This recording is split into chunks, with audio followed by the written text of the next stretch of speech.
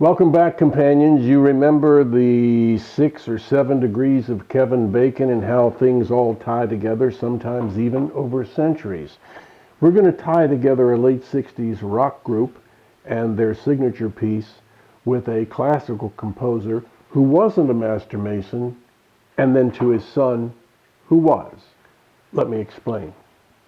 In 1967, Gary Booker, who was the frontman for Procol Harum, he said this piece was a nod to Bach, and he was talking about a whiter shade of pale. In Bach's case, he was talking about the fact that air on a G string was a signature of a downward cascade of beautiful chords.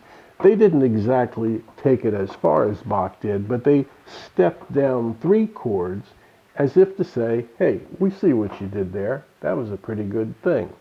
Now, Johann Sebastian Bach was not a Freemason, but his son, Johann Christian Bach, was. In fact, he was the grand organist of the Grand Lodge of England.